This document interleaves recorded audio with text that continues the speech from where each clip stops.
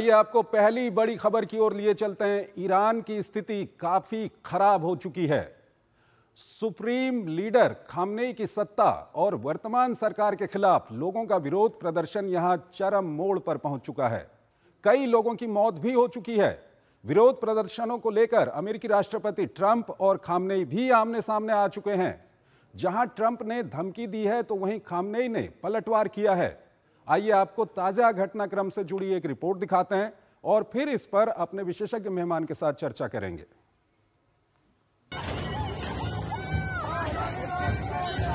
Iran की सड़कों पर उठती आग, इंटरनेट पर पाबंदी और सरकार के खिलाफ गूंजती आवाजें ये एक नए अध्याय की ओर इशारा करती नजर आ रही हैं।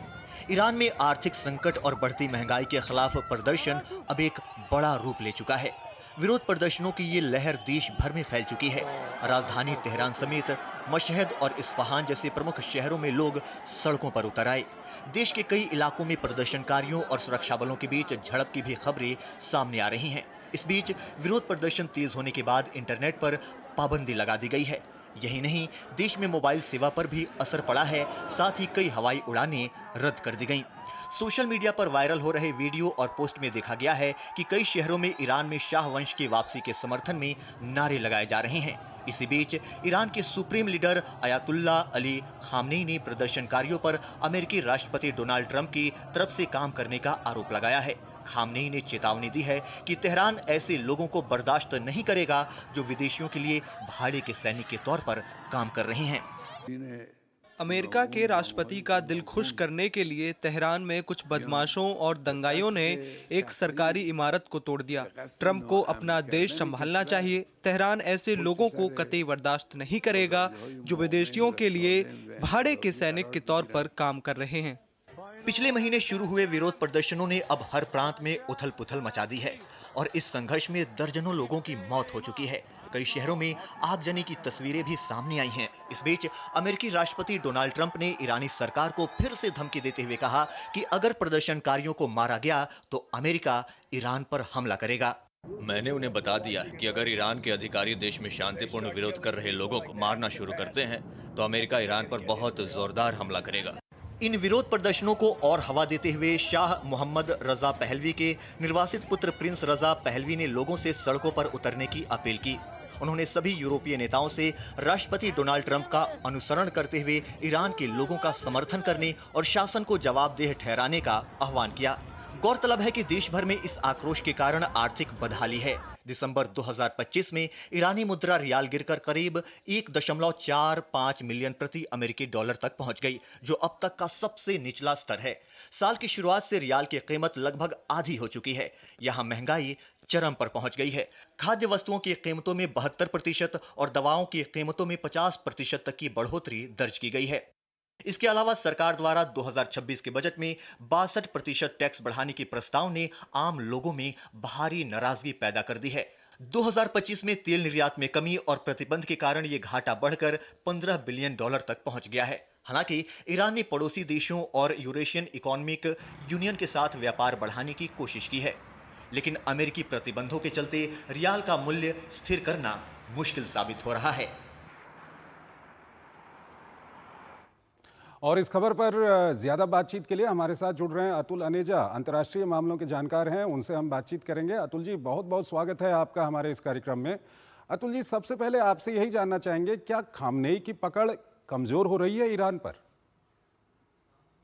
देखिए चंद्रशेखर जी, अभी कहना मुश्किल है कि खामेनेई जो सुप्रीम लीडर है, अली खामेनेई, उनकी जो पकड़ है वो कुछ कमज़ोर पड़ रही है। मुझे नहीं लगता कि अभी हम इस निर्णय पर पहुंच सकते हैं, क्योंकि जो इंफ्रास्ट्रक्चर है सपोर्ट का, जो अली खामेनेई के साथ जुड़े हुए हैं, इनकी फोर्सेस होती हैं, पैरामिलिट्री फोर्सेस बसीज करके हैं, जो बहुत स्ट्रॉन्ग और पूरे देश में जो फैली हुई हैं, एक तरह से वेल ट्रेंड फोर्सेस हैं, पैरामिलिट्री फोर्स।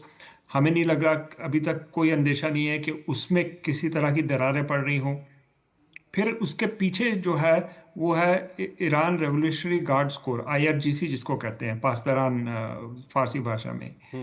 वो एक तरह से बिल्कुल मजबूती के साथ अली खामेनेई के साथ अभी तक जुड़ा हुआ है। तो जब तक ये पर्टिकुलर पिवट्स जो हैं, अगर ये नहीं हिलती तो मुझे नहीं लगता कि हम उस स्थिति पे हैं कि इस निर्णय पे पहुंच सकें कि कमज़ोर हो रही है अली खामेनेई सुप्रीम लीडर की ग्रिप। प्रोटेस्ट तीव्र चल रहे हैं, लेकिन अभी बैलेंस ऑफ पावर ऐसा नहीं है कि रिजीम चेंज हो जाए। मुझे नहीं लगता अभी हम उस स्थिति पे पहुंचे। अतुल जी, आपसे ये भी जानना चाहेंगे कि जो अभी वहाँ पर चल रहा है, विभिन्न शहरों में विरोध प्रदर्शन चल रहे हैं, कई जगह हिंसा भी हो रही है, इसके पीछे क्या कुछ कारण है, क्यों हो रहा है? अगर आपको ये लगता है कि उनकी पकड़ कमज़ोर नहीं हो रही है, तो ये सब हालात क्यों बने हुए हैं वहाँ पर? देखिए चंद्रशेखर जी, कि ये पहली बार नहीं है कि ईरान के अंदर इस तरह के प्रोटेस्ट हो रहे हैं। मैं जब मैं वहाँ पर एक रिपोर्टिंग करता था एक टाइम पे 2009 में, मैंने खुद प्रोटेस्ट देखे हैं। जी। एक चुनाव के बाद जो हुए हैं, बहुत ही पूरे देश में प्रोटेस्ट हुए थे उसके बाद भी, लेकिन ये नहीं हुआ कि तख्ता पलटा गया। अभी हमने देखा पेट्रोल प्राइसेस पीछे ऐसे कोई 2-3 साल पहले की बात है, उसके ऊपर भी ऐसे स्थिति एक उत्पन्न हुई थी, लेकिन उसमें भी ये नहीं था कि रिजीम चेंज हो जाए। इस वक्त मुझे जो लग रहा है कि टाइमिंग एक तरह से हमें देखने की ज़रूरत है कि जो ईरान और इजराइल के बीच में हमने देखा हमास के युद्ध के दौरान, तो एक तरह से इस वक्त ऐसा शायद बाहरी ताकतें जो हैं उनको लग रहा हो कि इस वक्त अंदर से ईरान कमज़ोर है पहले के ठीक है, ठीक है, मुकाबले में। ठीक है। अतुल जी, अब इसी ओर आते हैं। जिस तरह से अमेरिकन प्रेसिडेंट डोनाल्ड ट्रंप की ओर से धमकी दी गई है कि अगर प्रदर्शनकारियों पर हमला किया गया तो अंजाम भुगतना होगा, दूसरी ओर खामनेई कहते हैं कि ये जो प्रदर्शनकारी सड़कों पे हैं ये ट्रंप को खुश कर रहे हैं। क्या कुछ कहेंगे इस पर आप? अब देखें कि अगर जो डोनाल्ड ट्रंप की धमकी है, अगर उसके अगर थोड़ा गहराई से देखें तो आप किस तरह से रेजिम चेंज कर सकते हैं, या आप एयर स्ट्राइक्स कर सकते हैं जो पहले भी हुई हैं, अमेरिका ने भी की हैं और इजराइल ने इजराइल ने भी की, जी। उसकी शरण में की हैं।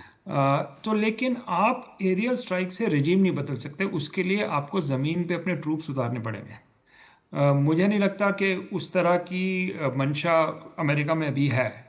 तो एक तरह से इसको अंजाम देना अपनी धमकी को मुझे मुश्किल लग रहा है। सिर्फ एक कारण है, अगर इंटरनल रिवोल्ट जिसकी जो हम देख रहे हैं, जो तस्वीरें देख रहे हैं, अगर ये बिल्कुल फैल जाती है और एक तरह से जो मेन इंस्टीट्यूशंस हैं बसीज और IRGC, वो एक तरह से वहाँ दरारें पड़ती हैं, तब अंदरूनी कॉम्बिनेशन होगा कि अंदरूनी ताकतें जो तख्ता पलटने चाहती हैं और साथ में जो बाहर से आ रही हैं, अलॉन्ग विद इंफॉर्मेशन वॉरफेयर आपका जो आता है फेसबुक, ट्विटर, सोशल मीडिया, तो ये पूरा एक परफेक्ट स्टॉर्म जब तक इकट्ठा नहीं होता तब तक मुझे नहीं लगता हम वहाँ पहुँचे हैं कि यहाँ पर रजीम चेंज हो जाए। और दूसरी ओर खामनेई का ये कहना है कि ये जो प्रदर्शनकारी सड़कों पे हैं ये ट्रंप को खुश कर रहे हैं, इसको आप किस तरह से देखते हैं? देखिए, दोनों तरफ से एग्जैजरेशन आ रही है। एक तरह से ये बढ़ा चढ़ा के अगर आप कहेंगे कि सिर्फ बाहरी ताकतें हैं तो मुझे लगता है वो भी सही नहीं है। अंदर एक प्रॉब्लम है, आर्थिक स्थिति ईरान की बिगड़ी है पहले के मुकाबले। ऑयल के जैसे जो सैंक्शंस लगी हैं वो रियल सैंक्शंस हैं। तो एक तरह से आर्थिक रूप से देखा जाए तो वहाँ पर ज़रूर प्रोटेस्ट हो रहे हैं। ये कहना कि सिर्फ बाहरी शक्तियां कर रही हैं वो गलत होगा, लेकिन ये भी कहना कि सिर्फ जो है डोमेस्टिक शक्तियां काम कर रही है और बाहर का कोई हस्तक्षेप नहीं है वो भी गलत होगा। तो स्थिति कहीं बीच की है अभी इस समय। डोमेस्टिक प्रोटेस्ट हैं लेकिन इतने नहीं कि रजीम को तख्ता पलट दें। इस सब के बीच हम आपसे ये जानना चाहें कि सुप्रीम लीडर खामनेई के आगे अब कौन सी बड़ी चुनौती है? क्या जो अभी हालात बने हुए हैं उनको वो नियंत्रित कर पाएंगे?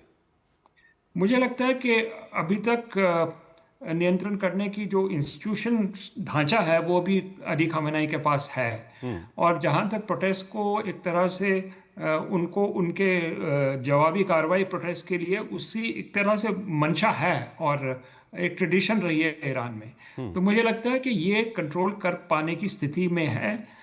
लेकिन इसमें मैं एक चीज़ और डालना चाहूँगा कि अली खामेनेई काफ़ी उम्र में अब आगे बढ़ चुके हैं, तो हो सकता है कि उनके खिलाफ भी अंदरूनी एक तरह से जो क्लरिक्स की जो यूनियन होती है, इनकी जो स्पिरिचुअल लीडर्स हैं, वहाँ पर भी कुछ दरारें पड़ सकती हैं, लेकिन अभी तक हमें दिखी नहीं है वो बात।